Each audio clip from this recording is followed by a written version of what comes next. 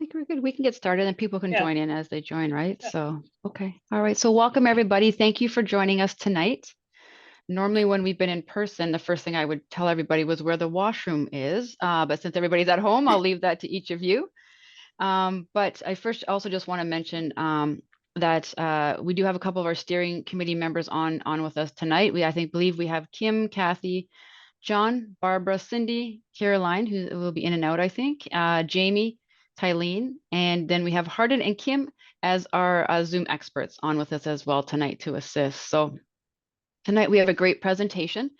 It's from COVID-19 pandemic to endemic, what people with IBD need to know. And with us, we have Dr. Eric Benchimol, who's a pediatric gastroenterologist and epidemiologist at the Sick Kids Inflammatory Bowel Disease Center and professor of pediatrics. Dr. Benchimol is a clinician scientist with a clinical focus of treating children with inflammatory bowel disease. He's researched using large data sets to understand why Canada has amongst the highest rates of IBD in the world, environmental risk factors that are associated with IBD, and improving ways in which the health system treats children with IBD. Dr. Benchimol joined the Sick Kids IBD Center and Department of Pediatrics in 2020 after working at CHEO and the University of Ottawa for 10 years. We're going to record the presentation and the questions, and then after that, we will have a little bit of a further discussion, which we won't record. But for now, the meeting is being recorded, so just letting everybody know. And I'll leave it to you, Dr. Benchimol, to let us know whether you want questions during or after. Either way works for us. So thank you so much. Thank you for joining us tonight, and we look forward to your presentation. My pleasure, thanks. And I think probably save the questions for after. I mean, if there's something burning, then people can put their hand up, but I can't always see people's hands when they're raised on Zoom and that sort of thing. So if I miss it, if you can save it for after, that would be great. Presenting on COVID in a webinar Zoom format. I'm sort of used to that. It's my comfort zone for sure, doing it for 2 years with Gil Kaplan.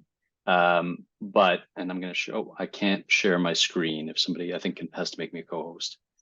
I have to admit that, you know, for that first 2 years when we were doing the webinar for Crohn's and Colitis Canada, it meant that I had to keep up about COVID every single week. And there we go, thanks. Every single week, and new stuff came out every week. And, you know, I really had to keep up to date when it came to new knowledge about COVID-19. And that hasn't happened, obviously, in the past year or two, because I haven't had to do one of these education sessions, although I've spoken about COVID-19 a couple times in different venues. So all that to say is that I don't consider myself an expert anymore, specifically on COVID-19 in general. I mean, we still deal with it a lot when it comes to giving recommendations and giving advice to patients and families about how to prevent COVID-19 and how to treat children if they get COVID-19. But you might want to have an infectious disease expert as well to come on to confirm that things that I say are true. But I'll do my best. And a lot of the stuff that I'm going to present are really specific to IBD, to people with IBD, where instead of, you know, COVID-19 in general. So hopefully it'll be really more appropriate for you as a patient with IBD. All right. So as you all remember, on March 11th, 2020, the WHO announced that COVID-19 was a global pandemic. Myself and Gil Kaplan met with the executive leadership of Crohn's and Colitis Canada to strike a COVID-19 and IBD task force. This is a picture of Gil and I before the pandemic, seeing a Blue Jays game in a very crowded Rogers Centre. But when we formed the task force, we invited a nationally representative group of experts, including adult and pediatric gastroenterologists, scientists, infectious disease specialists, nurses, and patient representatives. We first met on March 12th and subsequently every Tuesday evening during the first wave of the pandemic. We discussed issues relevant to the IBD community, such as public health guidance, safety of infusion clinics, mental health, and other things that were really important to everybody during the COVID-19 pandemic. And we answered critical questions, often with very, very limited information, scientific information, such as whether patients with IBD are at higher risk of getting COVID-19 or experiencing worse health outcomes. And we also considered whether patients immunosuppressed by their therapies had a reduced vaccine response, And all of our recommendations were posted on the Crohn's and Colitis Canada website at the link shown here. And there's a QR code if you want it. And we established this regular webinar series that many of you saw to communicate directly to the IBD community. Our approach was similar to other international organizations, particularly IOIBD, which I'll talk about in a second. Organizations that try to gather the best available knowledge very quickly in order to make recommendations. I think the difference with our organization, with our task force, was we were really aimed at conveying knowledge to patients, not to healthcare providers. Why is this not advancing? There we go. So more recently, it's been about a year now. Last year, we kind of finalized all the recommendations and closed the task force. And the final recommendations are shown there, which really haven't changed too much in the past year. The recommendations talk about avoiding infection with isolation and masking and when you should do that, medications that predispose to severe COVID-19, which I'll review in detail during the webinar, guidance on when to take Paxlovid, antiviral medications, which again I'll talk about, and then some immunization guidance as well. Overall, the task force activities was summarized in this 2021 report called The Impact of COVID-19 and IBD in Canada. You can read about it online, but the task force recommendations, the final recommendations, are shown at that website. And then in March 2020, another organization, the International Organization for the Study of Inflammatory Bowel Disease, IOIBD, developed sort of consensus guidelines on how to treat patients with IBD, and really, again, aimed at healthcare providers, and very gradually adapted their guidance as new information became available. But what they really focused on was, initially caring for people with IBD who had COVID-19, but then recommendations on the vaccine in IBD, how to scope patients with IBD during the pandemic when everything was shut down, and best practices at infusion clinics during the pandemic. There were other organizations that produced a lot of good guidelines when it came to IBD patients and COVID-19, but I think IBD was probably the quickest and the most internationally accepted guidance system. So with all of that, we got a lot of information very, very quickly, and we got a lot of information out to patients and to providers, but there's still some questions that I think are relevant today as we move from a pandemic situation where everything is really an emergency and we don't have a lot of information, and we're doing our best to try to understand the evolving nature of the disease and public health guidance as we go, to more of an endemic situation where we sort of have accepted that COVID-19 is here to stay. It's not going anywhere. And just like other common viruses, common respiratory viruses like influenza, like the common cold and other coronaviruses, we have to learn to live with it in certain ways, knowing that it's still not quite the same as just getting the common cold. There is still risk to getting COVID-19. And so there's some questions that we could stand to learn from today. And I'm going to try to answer all these questions as we go. So firstly, what's the risk of COVID-19 in people with IBD? Are you, as IBD patients and families, at increased risk for getting COVID-19? What are the risk factors for developing severe COVID-19? Obviously, I've had COVID twice now. The second time was only 2 weeks ago. Both of them were very, very mild. And it was a bit of a relief, right? Because you don't know when you get it the first time, is it going to be mild or severe? How long are you going to be off work? And so if we could understand what are the risk factors for severe disease, it might reassure you that in most cases it will be mild and you should do okay. What about vaccines? Are they safe? Are they effective for people with IBD? And how often should we get boosters? What do we do if someone with IBD is diagnosed with COVID-19? How do we treat them? Specifically focused on antivirals, Paxlovid. And then what's the risk of long-term COVID in someone with IBD? Are they at increased risk for long COVID? Knowing that long COVID is probably an immune system disorder. It's almost like a hyperimmune response, the same way that IBD is. And so do people with IBD, are they at risk for complications from COVID once the initial infection has resolved? So we'll try to answer all of these today. So what's happening with COVID in Canada? So these are the rates of COVID in Canada. And you can see sort of the initial wave was nothing compared to what was coming. We had the second wave of COVID, sort of Delta, And then obviously the Omicron wave represented a completely new form of COVID in which it was highly, highly infectious, but likely more mild. And the reality is after that, people really just stopped tracking COVID. And, we were no longer doing PCR. We were no longer testing systematically unless you were admitted to hospital. And so we weren't really counting cases. So, all of these numbers are are not accurately counting the number of cases in Canada, but clearly it's still out there. I think these are probably the more accurate representation of what's going on with COVID in Canada right now. So on the top, there's the number of hospital beds, including ICU beds, being occupied by people with COVID. And you can see that clearly it has not gone away. In January 2024, the rate of hospitalization with COVID, and this could be from COVID or a hospitalized patient who also has COVID, caught it, and that's not the reason for hospitalization. But you can see that the hospitalization rates are almost as high as they were in late 2023, and it doesn't seem to be going anywhere as far as a disease that is causing hospitalization. Similarly, the ICU, patients in the ICU, non-ICU is where the rate is. You can see that patients in the ICU and those mechanically ventilated rates are low. And that speaks to that we've learned a lot about how to treat severe COVID when patients are hospitalized. Things like giving steroids, giving high doses of antivirals has really completely changed your likelihood of dying with COVID if you have a severe case and you're in hospital. We're much better at treating patients with COVID now. And then obviously this is also a key graph. This is the number of people who are dying with COVID. And again, you can see that rates are very low of death with COVID, particularly for people under 70 years old.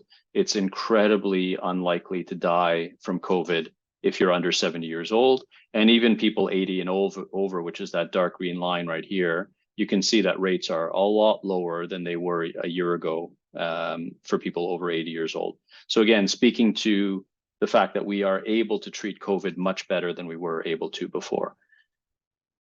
However, it's still not the flu, despite what certain journalists and pundits will tell you.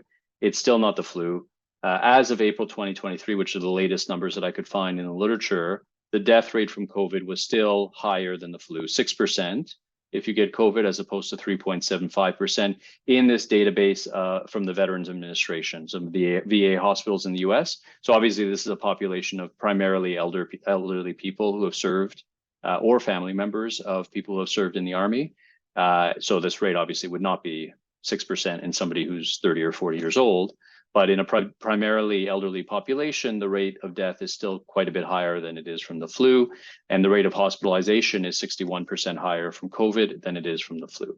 So we're not quite there yet. I think we still have a room to improve, but we're getting there. So first question was, are you as an IBD patient more likely to get COVID than the general population? I want to reintroduce, I'm sure you've all heard about the Secure IBD database, which was formed very quickly by investigators in the United States to allow doctors to report on cases of COVID like really early in the pandemic. And it was actually open for a couple of years, allowing doctors to report on patients, what drugs they're on, rates of COVID, and also their outcomes. And this is sort of what the graph looked like from Secure IBD of patients with IBD who develop COVID. And you can see that it really looked like very, very similar to the graph that I showed you from Canada at the time, going up to, July 2021. We had the different waves. We had the initial wave over here, and then Delta. We don't have Omicron because it had closed by Omicron, but the rates are very similar to what they are in the general population, and the shape of that graph is very similar. And this study actually looked at that question of whether people with IBD are more likely to get COVID than people without IBD, and the answer generally was no. And so this is called a forest plot, and I'm going to explain how to read it because there's going to be a few times when I'm going to show you a forest plot to try to demonstrate some of the data. So what this is a systematic review of all the studies that have looked at risk of COVID in IBD patients compared to the general population. And there were 7 studies that looked at this question. These are kind of the number of patients. You can see there's one very large study.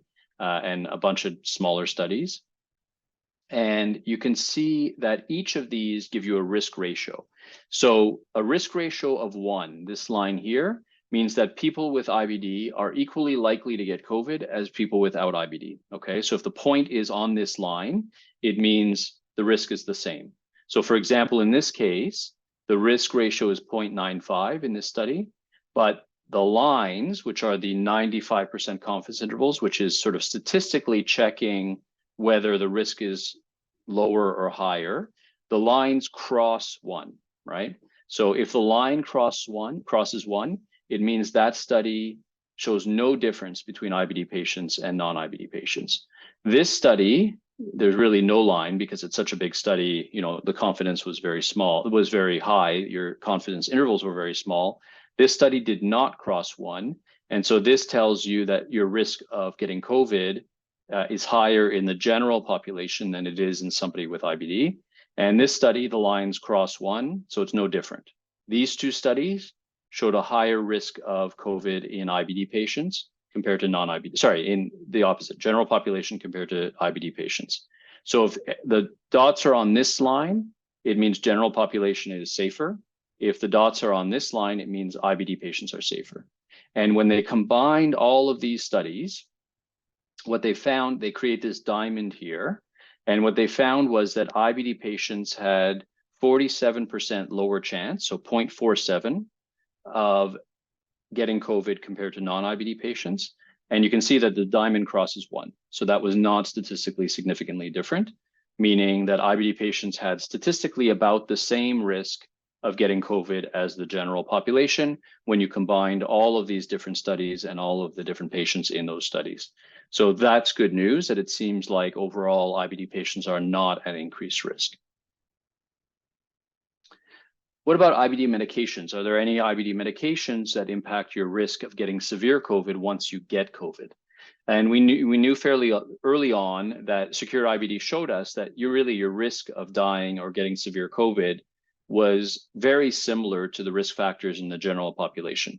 The primary thing is age, but also there were things like comorbidity, so other diseases, things like having cardiovascular disease, hypertension, high blood pressure, type 2 diabetes. All of those things increased your risk of getting severe COVID, whether you had IBD or not.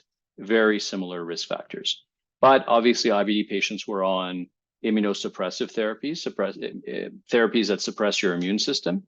And some of those treatments suppress your immune system in a way that you're more likely to get a severe infection. So we know that people with IBD, for example, are more likely to get severe influenza if they're on the biologics, if they're on immunosuppressive medications and steroids.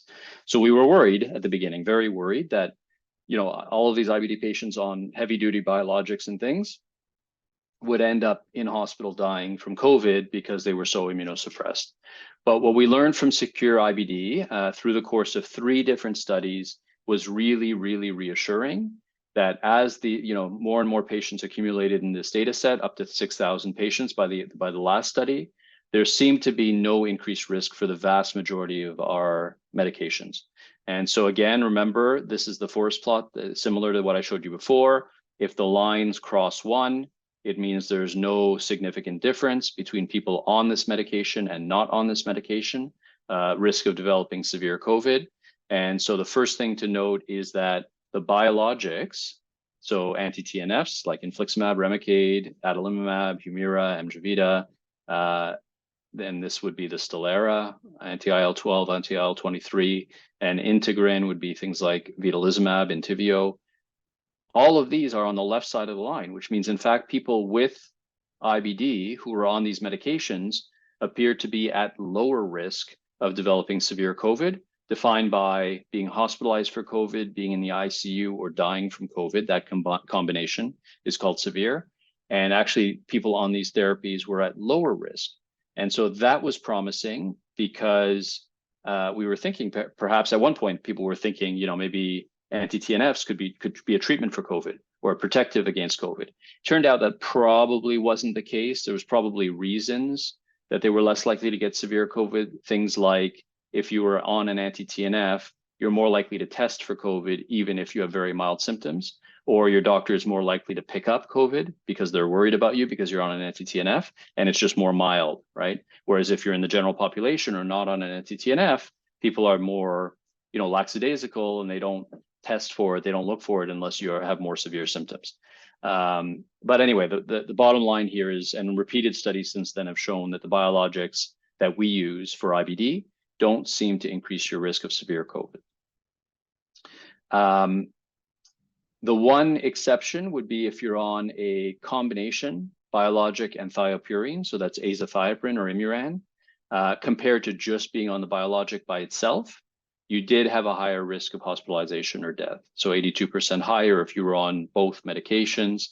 Not a surprise, that's kind of double the immunosuppressive factor. And then what about this one, right? So this was the one signal that kept coming up, steroids.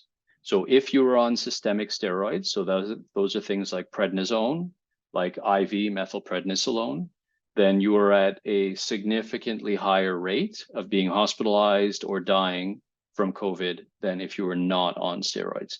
So that was the one thing that really worried us, that the people with steroids were at risk. And that's one of the reasons that we recommended that people with steroids for a long time really stay home, use a mask, and isolate from the rest of the population. Nowadays, I do tell families that if you're on steroids, if your child is on steroids more than 20 milligrams daily, you're at risk for severe COVID. You have to be really careful. I recommend wearing a mask when going to school. You can imagine how often teenagers actually listen to me, probably never. But I think the reality is now, if they're vaccinated, they're probably at very, very low risk of severe COVID, at least, people under 20 years old. So I don't worry too much if they've gotten vaccines and their vaccines are up to date. The one other thing that seemed to come up about developing severe COVID, independent of medication, so even when we controlled for what medication they were on, was disease severity. So how much inflammation was going on. This was again using Amanda Ricciuto, who's one of my Sick Kids colleagues, led this study using the Secure IBD data set.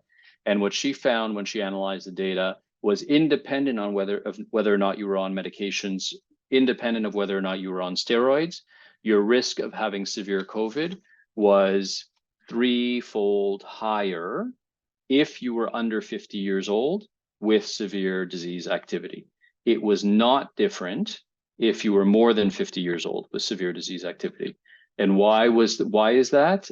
Probably because the risk of severe COVID is so low in people under 50 that having inflammation, being sick, really increased your risk more than the general population because the risk was so low. But when you're over 50, when you're older, and I'm using over 50, that's the cutoff we use, but you can imagine, obviously, the older you get, the more likely in the general population, independent of inflammation, that you're going to have severe COVID. And so that risk kind of comes up to where you would be with severe inflammation. It doesn't make much of a difference. So it's really people under 50 with severe disease that seem to be at the highest risk for severe COVID as well. So the bottom line here is, what do we do about this at this point? Not a lot. I warn families, I warn patients that if you're on high-dose steroids, you have to be really careful. There is the risk you develop severe COVID and be hospitalized. But if you're careful, if you're up to date on your vaccine series, if you've had a vaccine within the last 6 months, and if you've had COVID in the last 6 months, your chance of getting severe COVID, especially if you're young, is very, very low. And so you have to live your life. Just be aware that there's a small risk. So what about the vaccines?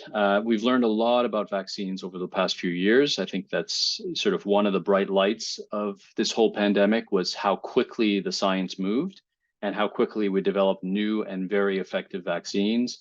This was one of the first studies to look at vaccines in not just IBD patients, but patients with immune-mediated inflammatory diseases. So that includes IBD, but also rheumatoid arthritis, psoriasis, MS, and other diseases. And they looked at the rate of seroconversion, which means the rate at which you develop antibodies after getting a vaccine dose, and at the rate at which you develop antibodies in sufficient quantity after the vaccine, that we think it's protective against COVID. And what they basically found is that people with immune-mediated inflammatory diseases were much less likely to seroconvert, were much less likely to mount an adequate antibody response compared to people without immune-mediated inflammatory diseases, and that certain immunosuppressives made things quite a bit worse. The one that stood out in this study was anti-CD20 therapy, which we don't use for IBD patients.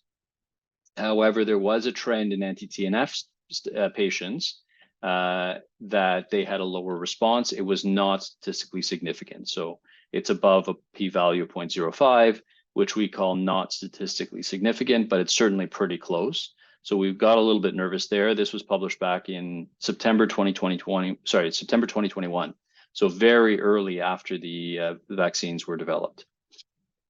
And then came the Clarity IBD study, which was a study out of the US looking specifically at people who were on anti-TNF biologics compared to people who were on vedolizumab, Entyvio.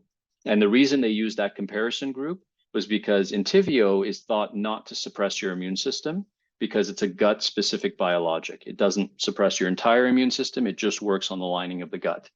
And they could see very clearly that your likelihood of developing antibodies, of seroconverting with anti-TNF therapy was far lower than your likelihood of developing antibodies with vedolizumab.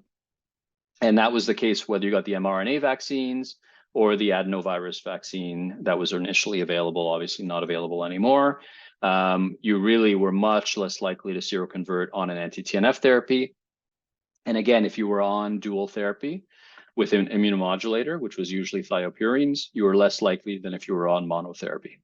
So that gave us cause for concern that, you know, people who are on some of these biologics maybe aren't responding as well as we would have hoped to the vaccines. And we've certainly seen that before. Flu vaccine is very similar.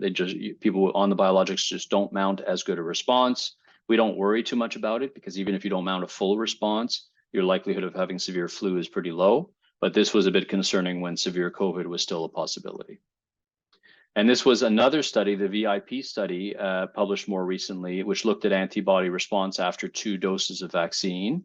And sort of this, again, the forest plot kind of highlights the major findings that people on infliximab, anti-TNF, or tofacitinib, Xeljanz, were less likely to seroconvert. And geometric mean ratio means the number. Basically, you're less likely to mount an increased number of vaccines, of antibodies after the vaccine, compared to other people who are not on these therapies.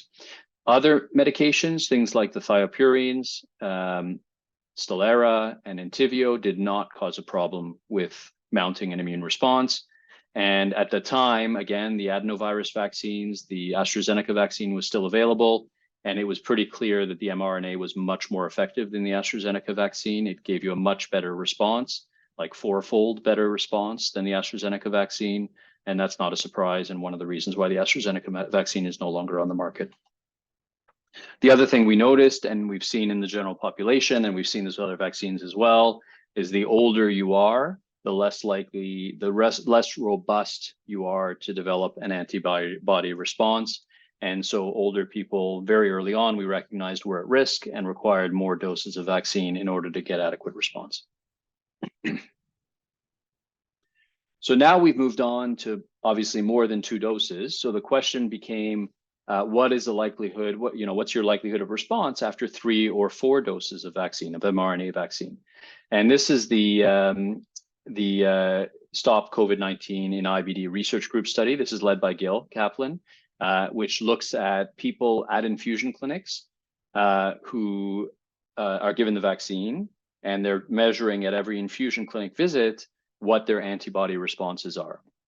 And so it gives us a really nice kind of longitudinal over time way of looking at antibodies in patients with IBD.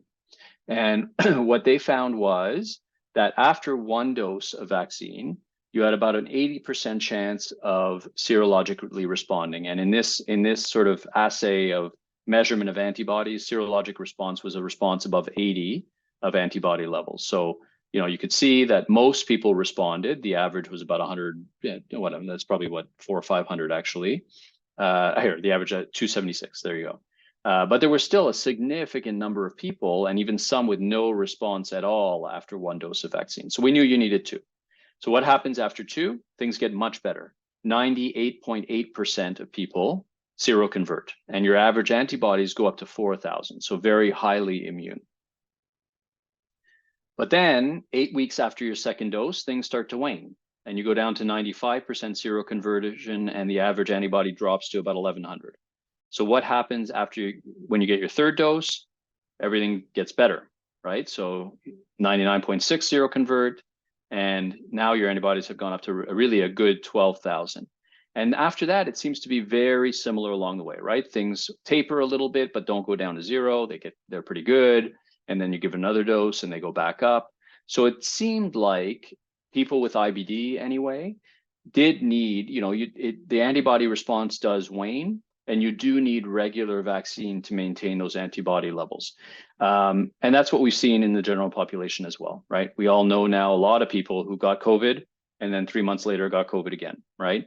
Or got their vaccine and 3 months later got COVID. So, it is what it is. The things that we've learned since then was, well, so yes, your antibodies wane, but that doesn't mean you completely lose immunity, right? So you may get COVID, but it's going to be a much more mild case than you would have if you had never been vaccinated. And it seems like right now, anyway, the Public Health Agency of Canada is recommending a vaccine every 6 to 12 months in order to maintain an adequate antibody level and keep protected at least against getting severe COVID. And what we also learned from that study from Calgary was age was a very important factor. So for every decade of older age, your antibody levels fell by 12%. So that's sort of 80 to 90-year-olds. And you can see as I get younger, your antibodies overall go up on average, right? So it's even more important for older people to get vaccinated on a regular basis and keep those antibody levels up. And then we also looked at medications and were there any medications that made you more likely to not mount a good response to the COVID vaccine. And again, prednisone stood out as one of the medications that really made you less likely to respond, lower antibody levels. This is combination therapy with anti-TNFs and azathioprine, and then the others were pretty good. And with the third dose, you pop up, like your antibodies pop up unless you're on prednisone. And that seems to be the key, is that prednisone is the one medication that results in lower antibody levels even after 3 or 4 doses of vaccine. And so that'll influence what my recommendations are for my patients when they're on prednisone, which I'll show you in a second. So the recommendations from March 2023, which really haven't changed that much, are that if you're not immunosuppressed, you should get regular vaccine boosters as per public health guidelines, which is now about every 6 to 12 months. They're for sure recommending boosters in the fall. If you have not had an infection within the last 3 months or been vaccinated within the last 6, and that's primarily because there's a spike in COVID in the fall and winter, as there is with other respiratory viruses, because we're indoors spreading it around more. And also it seems to be that they're timing the new vaccines for the new strains of COVID every fall now. So we got a new vaccine in October, and the recommendation is if you haven't had COVID in the last 3 months or you haven't been vaccinated in the last 6, you should get the new booster. If you're immunosuppressed, vaccine boosters should be given about every 3 to 6 months, and you should be using the polyvalent vaccines, so the newest strain that's available, not just the old version of the vaccine, which I don't even think is available anymore. And what I usually recommend for patients who are on prednisone is to wait, really protect yourself, use masks, don't go into large indoor spaces with lots of people until you've tapered off prednisone under 20 milligrams daily, and wait to get your vaccine when you're under 20 milligrams so that you know that you're mounting a decent response to the vaccine and that it has the best chance of protecting you going forward. And the key is that, like, to me, I think vaccines are so effective that they prevent against severe infections. So really, if you're up to date with your vaccines, you should be able to engage in regular daily activity, and you're at pretty low risk unless you have other illnesses like diabetes, heart disease, things like that. Just going to take a sip of my water, sorry.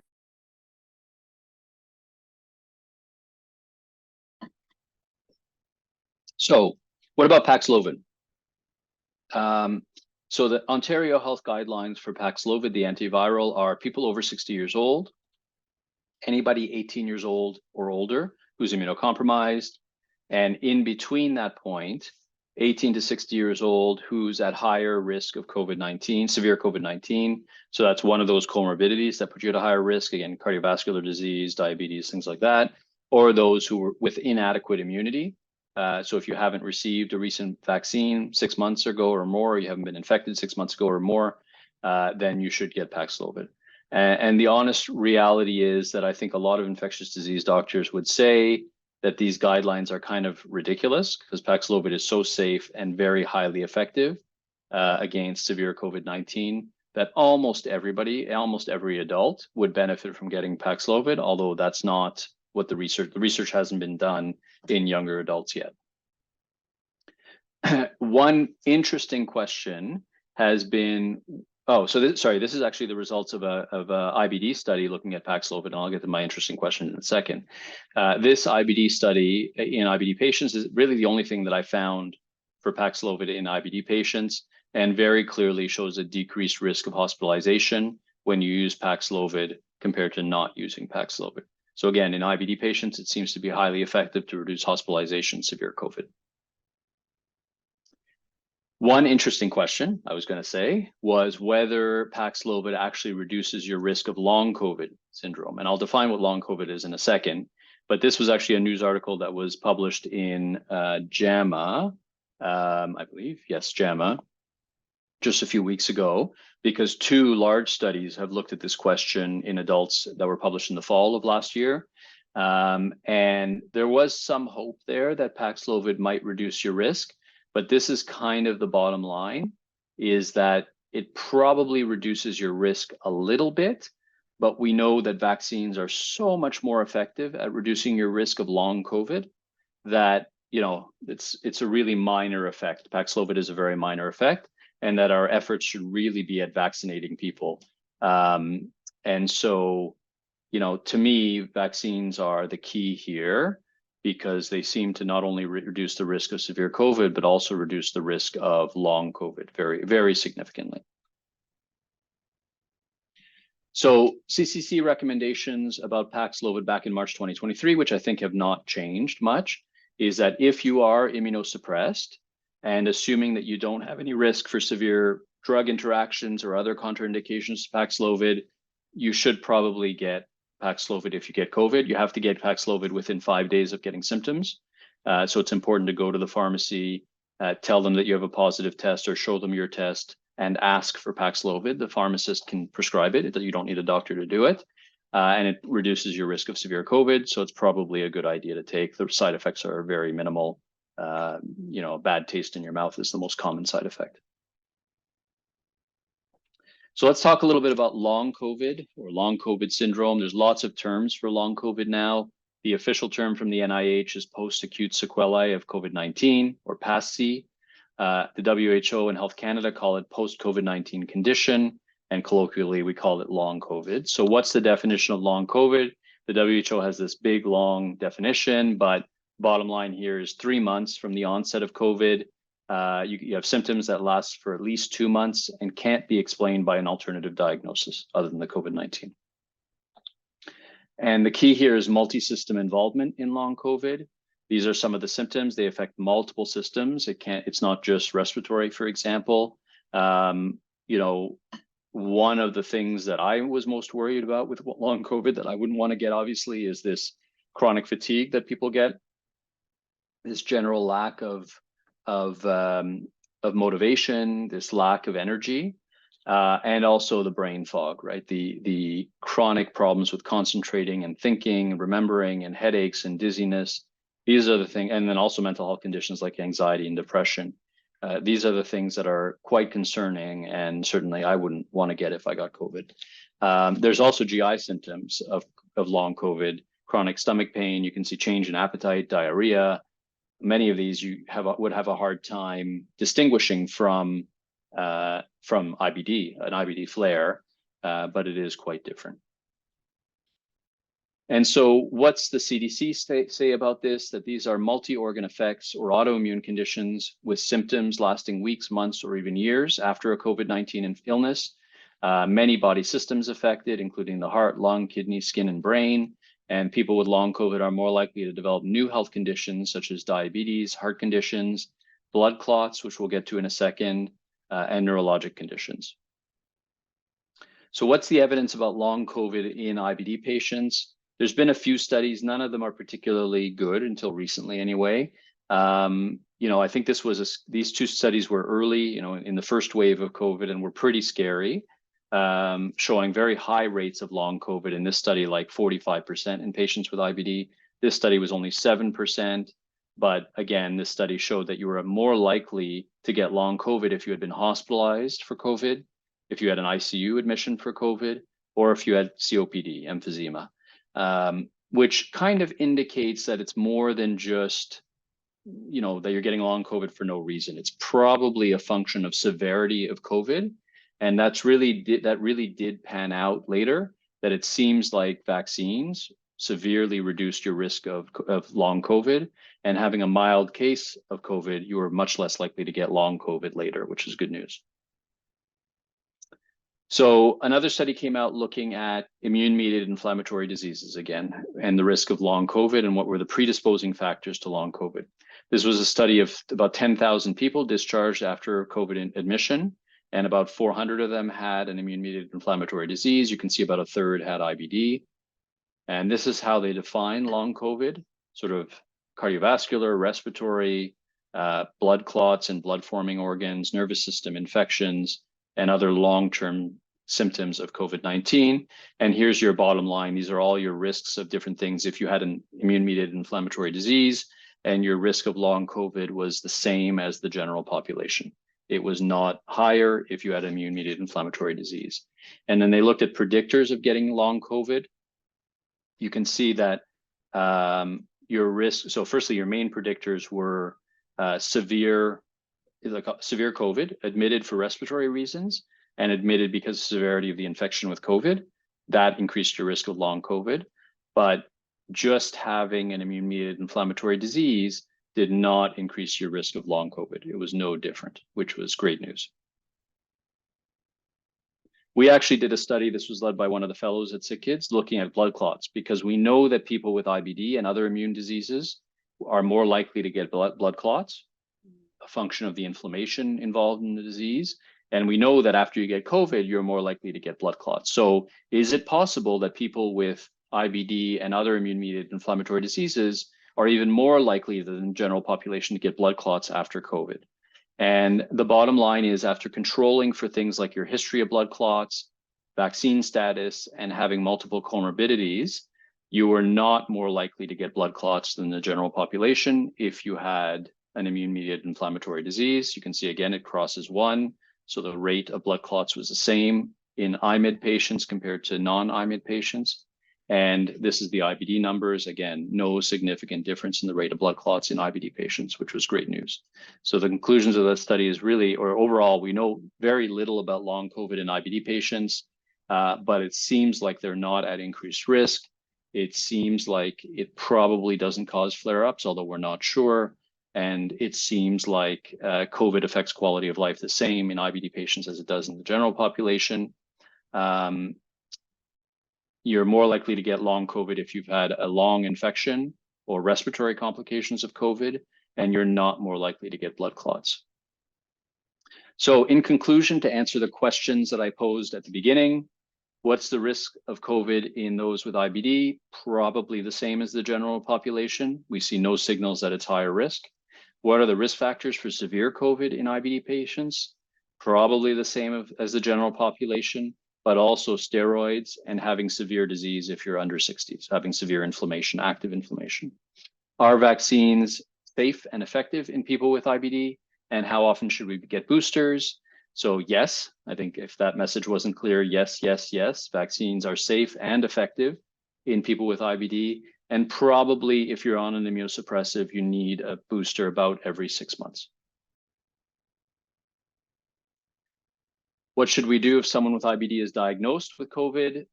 Really, the recommendation is Paxlovid if they're immunosuppressed. And what's the risk of long COVID in somebody with IBD?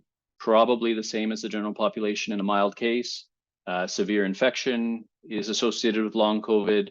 Vaccines protect against long COVID, and Paxlovid may protect against long COVID, although that's uncertain, and it may not be a very big benefit of Paxlovid. And that's it. So I hope that was mostly reassuring, and you can all go back to freaking out about getting your colonoscopy now. Thank you very, very much for that. That wasn't very informative. We do have a question in the chat. I'm not sure if you can see it, but I'll read it out just for everyone's benefit as well. Hold on, I just lost my chat there. I had it up. There we go. Okay. So it was with Matt, I believe. Where is it here? Matt Moore asked, has anyone studied if COVID is affecting remission status? I.e., can COVID trip a flare and take someone out of remission? However, remission is gained. Also, how are studies parsing or determining the chronic fatigue so common to IBD versus long COVID? Yeah. Okay, so two different questions. So the first question, tough to study, and I haven't seen anything specific looking at it yet. I suspect, just based on anecdotal experience, my own clinical experience, that probably COVID does trigger flares of IBD, as any virus seems to trigger flares of IBD. We certainly know that the flu triggers flares, stomach bugs, gastroenteritis triggers flares.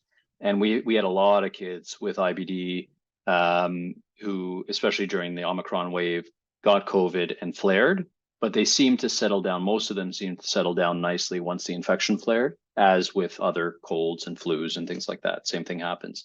So I suspect it probably is associated with flare-ups of IBD, but I think like any virus, once the virus passes, things seem to settle down. Your immune system kind of gets under control again. And so we don't panic too much about it. But if patients call us and say, I've got COVID and now I've got some blood in my poop, we kind of say, all right, well, it's kind of to be expected. Wait a week or two and hopefully things will settle down. Obviously, if it doesn't settle down, they have to come in and we have to figure out a way to treat them and figure out if it's COVID or if it's something else, if it's a true flare. So yeah, but I haven't seen any data yet to support that. I think it will come eventually. And then the second question was about separating chronic fatigue in IBD compared to long COVID chronic fatigue. Yeah, the studies don't do that very well. That's the bottom line is the definition. I mean, even measuring long COVID in a lot of these studies, you can see the range. Oh, I only showed you two studies. And right in the first wave, one study said 7%, the other study said 40%. So the definition of long COVID is much more difficult. And I think that the way the newer studies are looking at it is, did you have chronic fatigue before you got COVID? If no, do you have chronic fatigue now? And they assume that it's from the COVID and not from the IBD if it's a new chronic fatigue. But it's tough to measure for sure in people with chronic disease. So that's a good question. So Lee, I'm looking at the chat box now, I can see it. So excellent question, Lee. And this is a question that came up with the flu vaccine as well, right? So if flu can trigger a flare, can the flu vaccine do that? If COVID can trigger a flare, can the COVID vaccine also trigger a flare? And the answer is definitively no. I'll deal with just the COVID vaccine. We can talk about flu if you want, but just the COVID vaccine. There have now been multiple studies, including one that we did in Ontario, which is not yet published. It's under review at a journal right now, looking at whether, and it was designed in a way, so you can't compare people who got the vaccine compared to people who don't get the vaccine because they're very different people, right? Somebody who's willing to get vaccines has, is more likely to be healthy, is more likely to be educated, is more likely to have certain attitudes about health that keeps them healthy compared to people who don't get the vaccine. I'm generalizing, but what we do is we compare a person who got the vaccine, we look at the rate of flare-ups before the vaccine, and we look at the rate of flare-ups after the vaccine with a bit of a washout period because people are more likely to be healthy at a time that they get a vaccine. And the bottom line is that there is no increased risk of a flare. And this was done in this study. We did it in patients with IBD and arthritis and MS and psoriasis and a number of immune-mediated inflammatory diseases. And there was no increased risk of flaring after the COVID vaccine. Other studies in other countries have also looked at this in different ways. and no study has yet to find any risk of a flare after the COVID vaccine. Similarly, we did a study in all children in Ontario, and in the years that they got their flu shot, we found actually they were less likely to see the doctor for IBD related reasons specifically. And probably what's happening compared to years where they didn't get their flu shot, probably what's happening there is if you're getting your flu shot, you're protecting yourself against the virus, and we know the virus can cause it to flare. So you're more likely to flare up after you get the virus. You're less likely to get the virus if you get the vaccine. So I very strong, and to date, there has not been a single vaccine in studies that has been associated with a flare up of IBD, which is great news. So I'm a very strong believer that vaccines are very, very safe in IBD patients. The non-live vaccines, if you're immunosuppressed, you should not be getting a live vaccine if you're immunosuppressed. But the regular non-live vaccines seem to be very safe in IBD patients and may actually prevent their IBD from flaring up. And COVID seems to be no different than the other vaccines. So the next question is about steroids, and has only prednisone been studied? What about budesonide in addition to biologics? So yeah, the studies, so the Secure IBD database, which did the most work on steroids, was really prednisone. It was not budesonide. Prednisone or the IV forms, the really strong systemic steroids, the ones that really affect your body throughout. Budesonide is a little bit of a different story. It's a systemic steroid, but it's broken down much more quickly. And this is medicine called Entocort or Cortiment. That's the other name for it. It's broken down much more quickly by the liver and does not seem to have the same side effects, and certainly doesn't seem to suppress your immune system the way prednisone does. So probably it's safer, and probably it's safe if you get COVID and you're on budesonide. However, if you're on budesonide for a prolonged period of time, so we're talking 8 months or a year, there have been studies that have shown that it does suppress your immune system. It suppresses your adrenal gland, even though it's a safer form of steroid. And so if you're on long-term budesonide, which I would say most doctors don't do anymore, simply because it doesn't work to maintain remission very well. But if you're on long-term budesonide longer than 8 to 12 months, you're probably at risk for serious infection in general, and you need to be careful. Oh, so I just lost Lee's question. Hold on. Yeah. Really? Okay. Yeah. So it's possible. I guess the question Lee's question is about that he's experienced a flare. I'm assuming Lee is a he. This could be a she or a they. I apologize. Experiencing flares after COVID vaccines. I guess the question though is it a flare of inflammation? Meaning, are you actually measuring objectively that your blood work goes out of whack, that your calprotectin might go up, or is it that you're experiencing symptoms of a flare? And certainly COVID vaccines can cause symptoms, right? It can cause malaise and nausea and stomach pains and even diarrhea, but that doesn't necessarily mean the IBD is flaring up, right? Your IBD may be fine, it's just the symptoms. So I can't answer that question. Maxine, sorry. If I received my first several vaccines while on Imuran and now I'm on Entyvio, no longer Imuran, should future vaccine boosters seroconvert more, offer more protection? In theory, yeah. I guess in theory, yes, because Entyvio doesn't suppress your immune system, but the studies looking at seroconversion on Imuran by itself seem to say that everything was fine, that you still seroconverted and it didn't suppress things. So probably Imuran is not a problem. Yeah, cramping and vomiting, Mr. Lee Parent. Thank you, Mr. Parent. Cramping and vomiting may not necessarily be a flare of IBD, right? It may be a side effect from the COVID vaccine, for sure.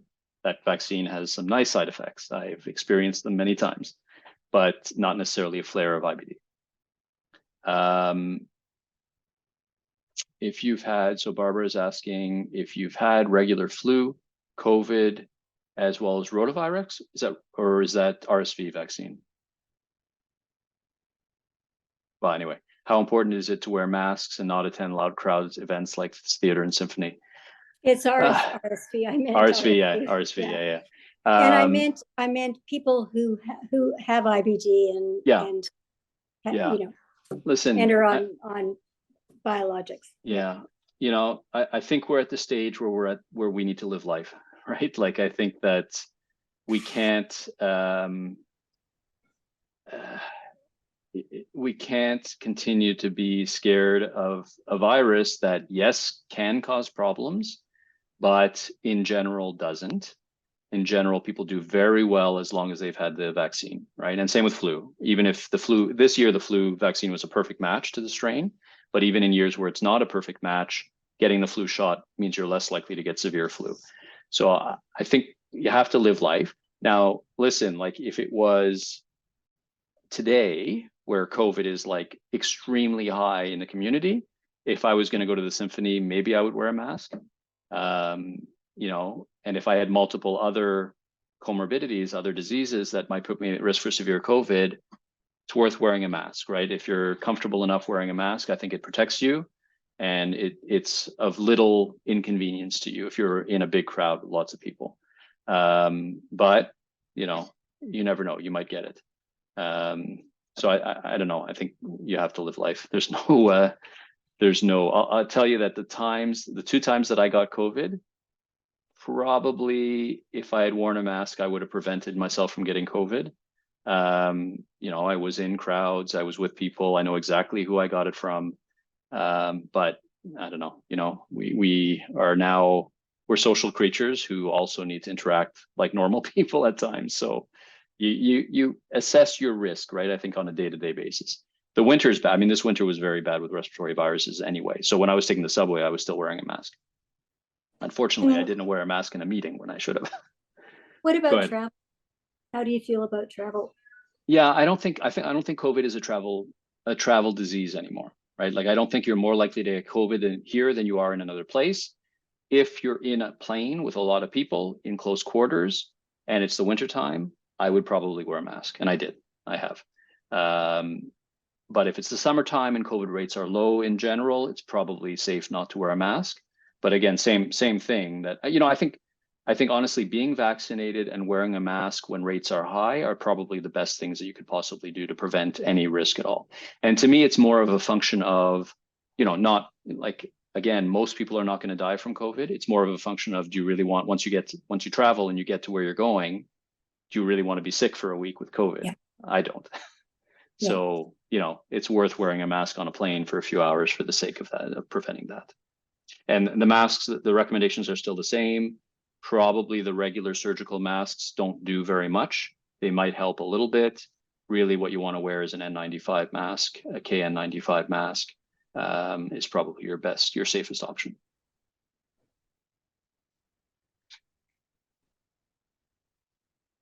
Other questions?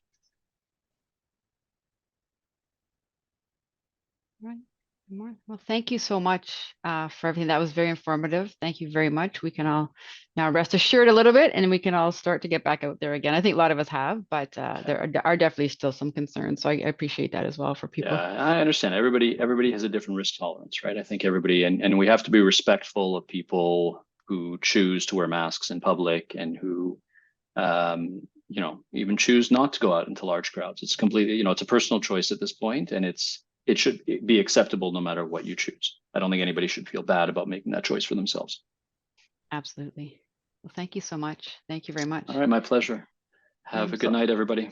Thank you so much. And what I'll announce too, our next meeting is March 25th. It will be virtual, and it is on mindfulness. And I'm sure Brenda will send out the information to everybody that's on the email list and that. So she'll send out the details of that as well too.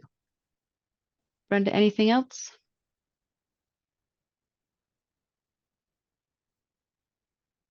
I'll unmute you. Hold on, Brenda, you're on mute. 1 second.